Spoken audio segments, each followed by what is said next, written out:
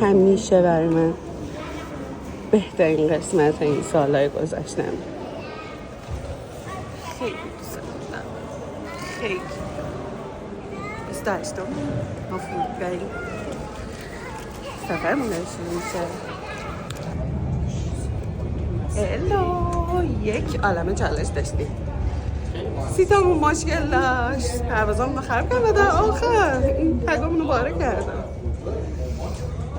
قشنگه. مسافرت هیجان انگیزی در پیش داریم.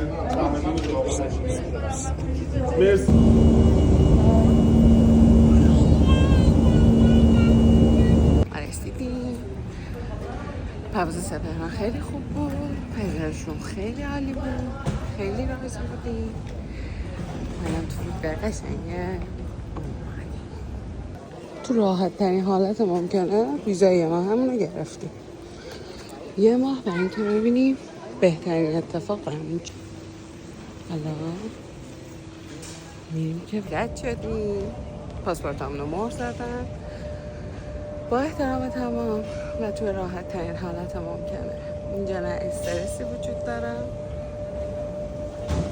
نه رفتار زشتی، نه هوای بدی، نه حس بدی.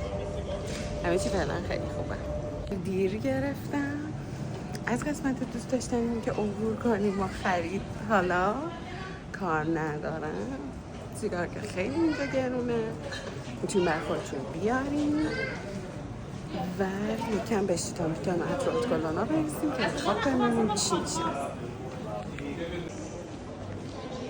آرامش اینجا واقعا عجیبه، واقعا عجیبه.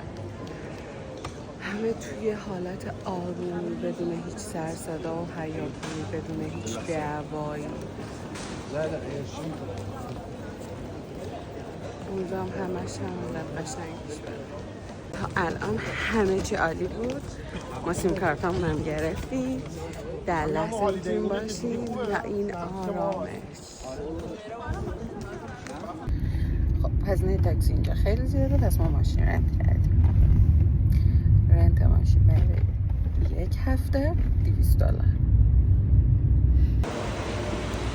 خسته ولی طور ذوق خوشحالی اومدیم موج بریم یه دوری بزنیم و پولمون رو چنج کنیم.